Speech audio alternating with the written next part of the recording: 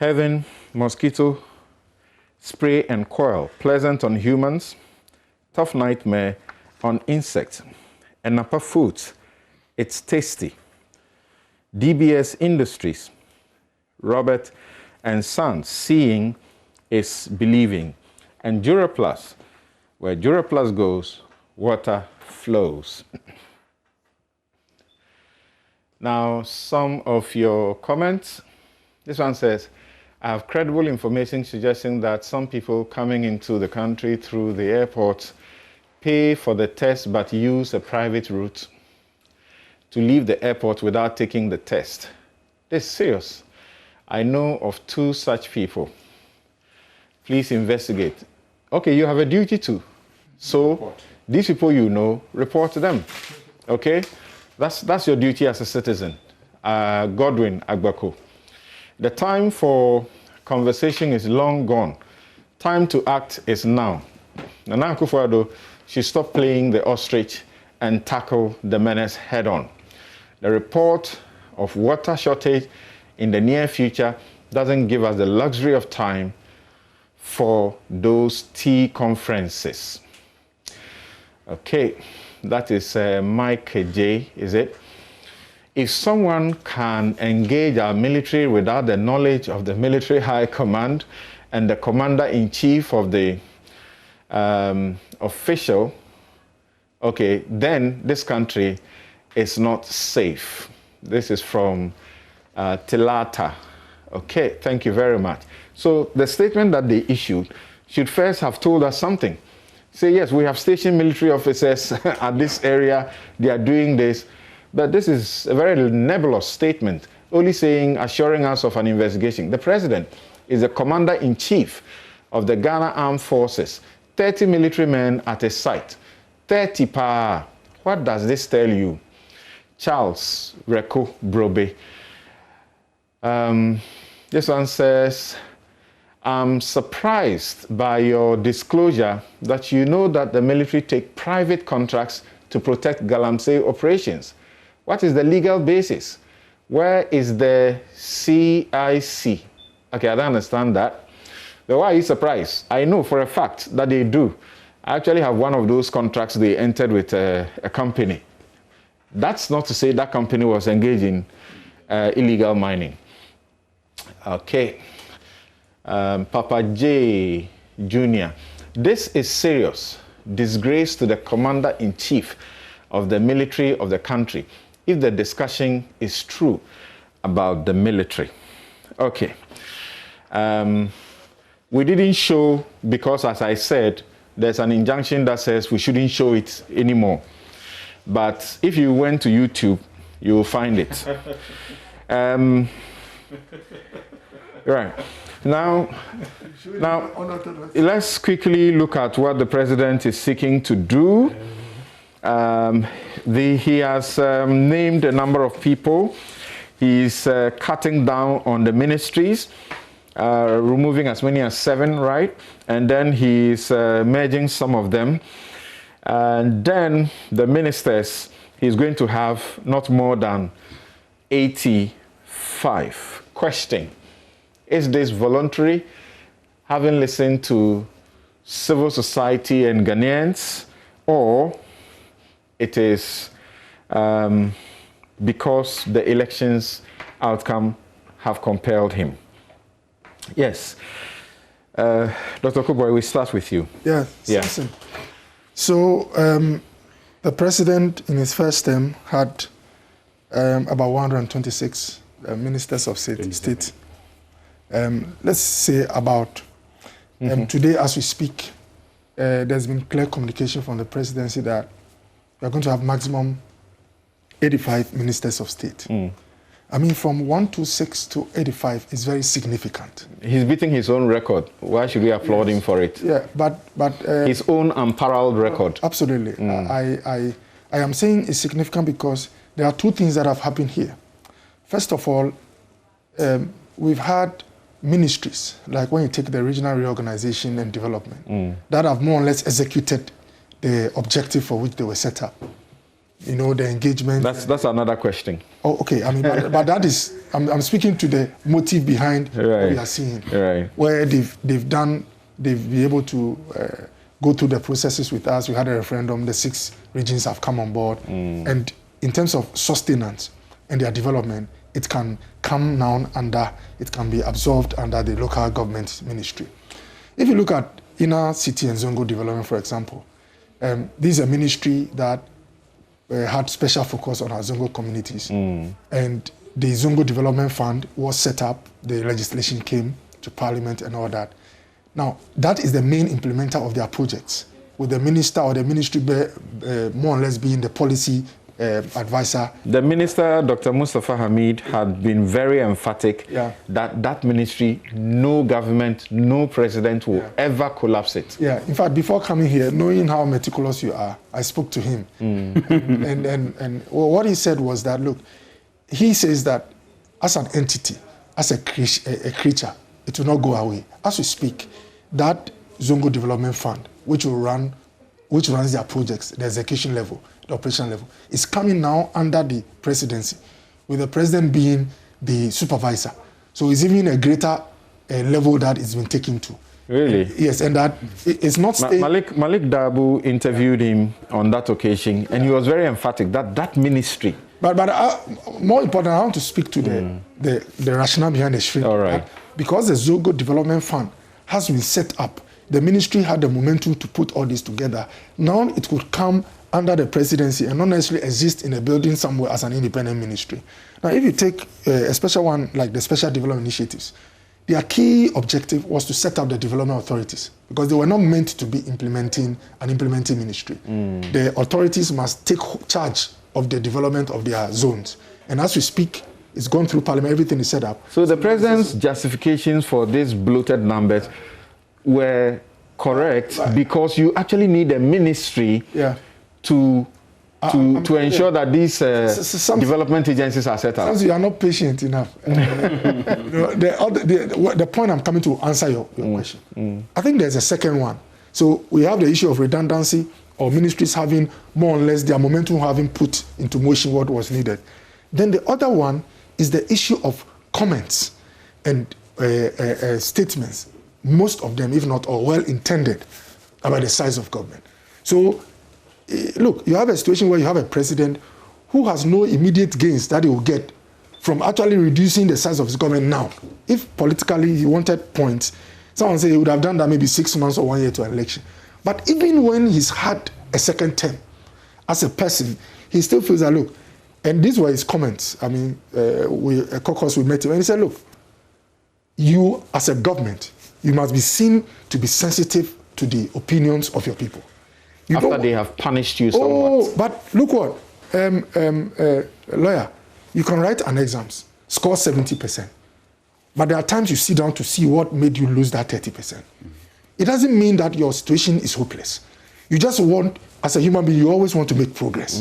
You want to be more appealing and attractive to your base. So I'm being honest with you. This is a president who is being frank, who appreciates and is aware that there were some who meant well, who said the size of government was an issue. And why not? Why do you lead? You lead a people because you want them to feel that their opinions are respected. And most importantly, they matter. The brain is not only in your head. So I think that from 1 to 26 to 85, he's found a very innovative way. And that's what criticism does. It makes you innovative to achieve the same purpose by using a different route. So now as you speak, planning has gone to finance.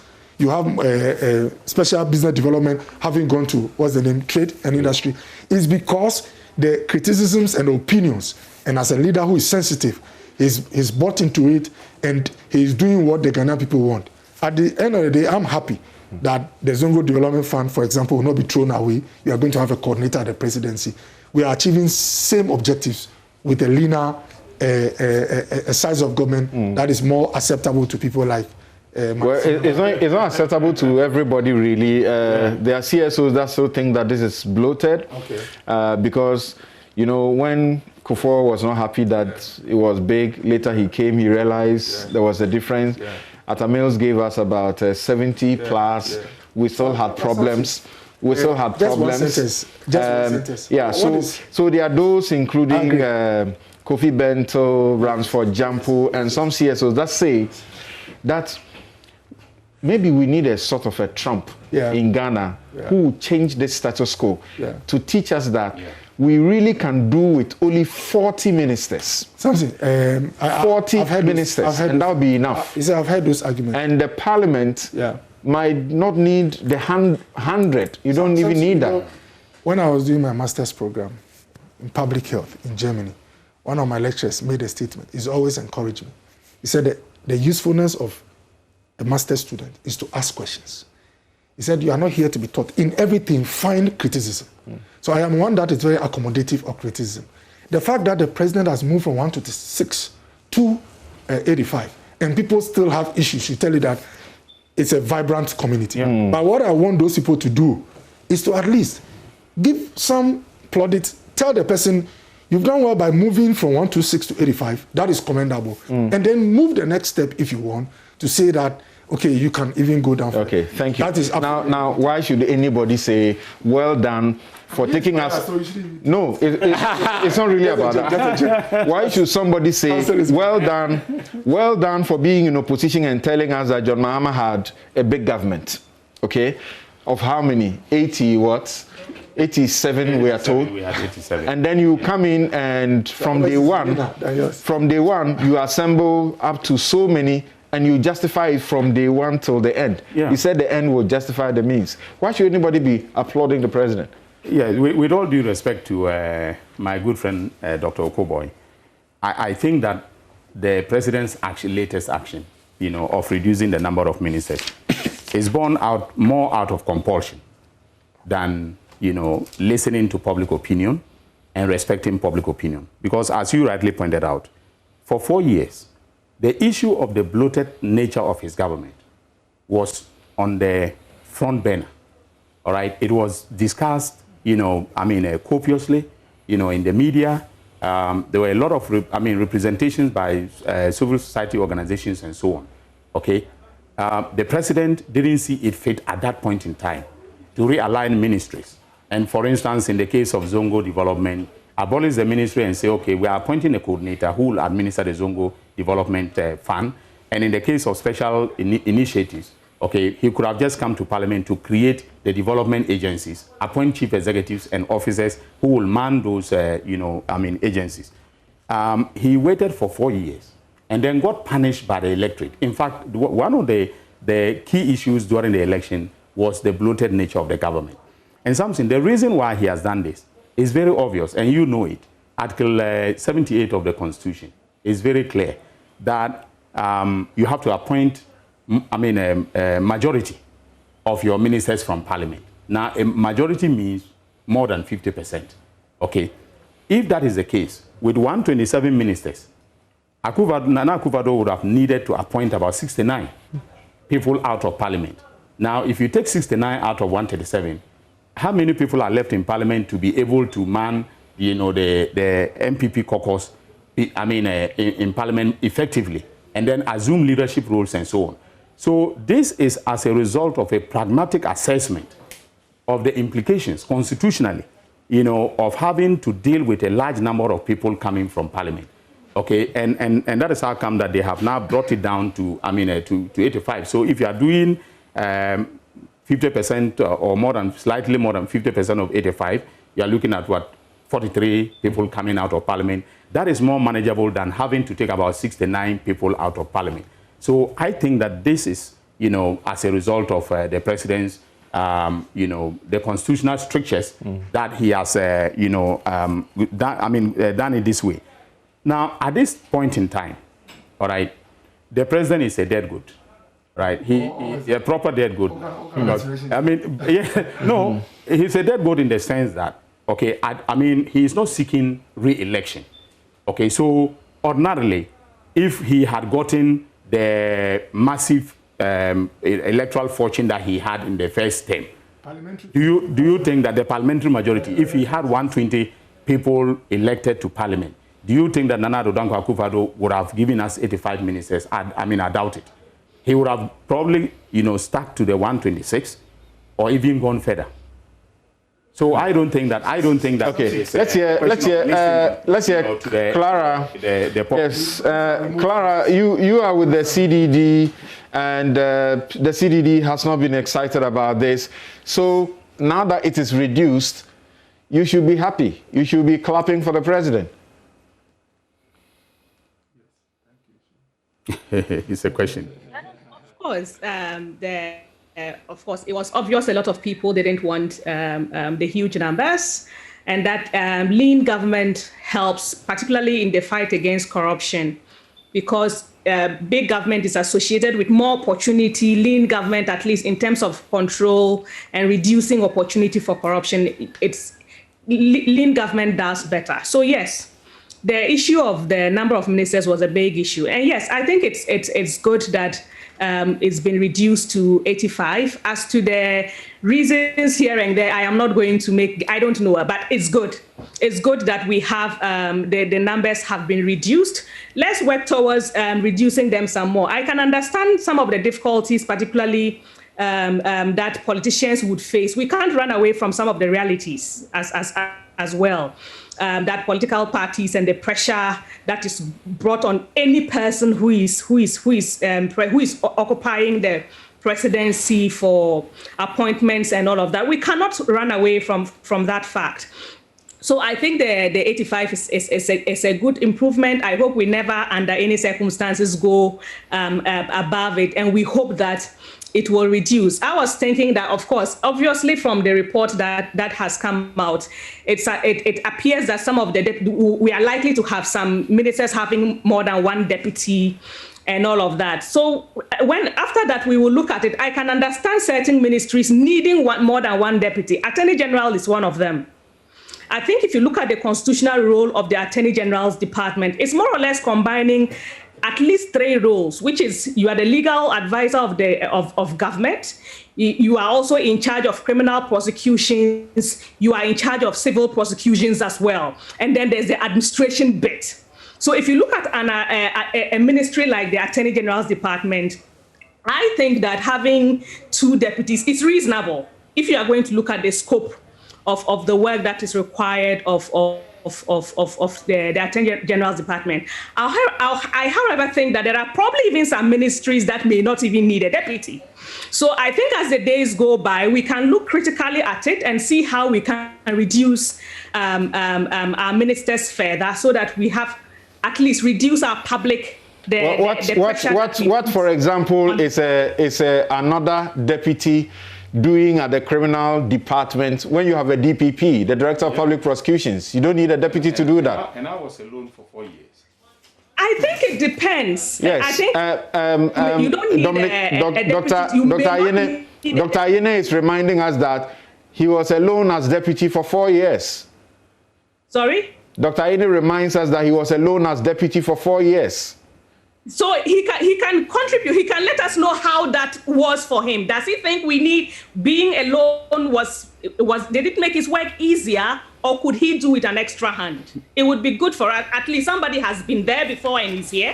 I think it would be good for us to know how he knows how it was there. He could tell us.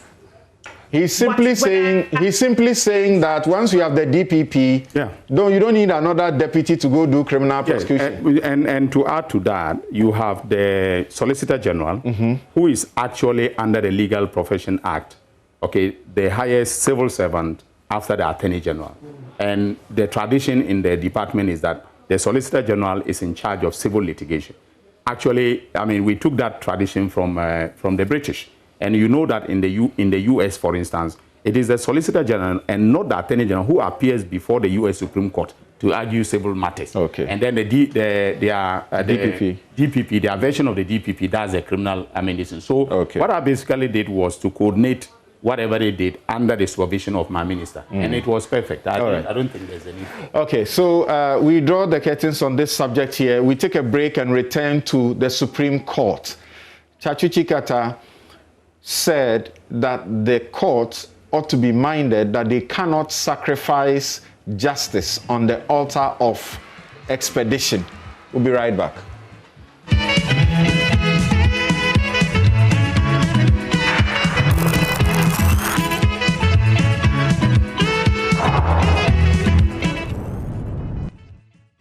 You're welcome back. This is NewsFile. It's your most authoritative news analysis platform, brought to you by Bank of Africa, as strong as a group and close as a partner. MTN everywhere you go. Ashesi University, educating ethical and entrepreneurial leaders for Africa. Duraflux, where Duraflux goes, water flows. Heaven, mosquito spray and coil, pleasant on humans, tough nightmare on insects. And Napa Foods, it's tasty. DBS Industries, and it's also brought to you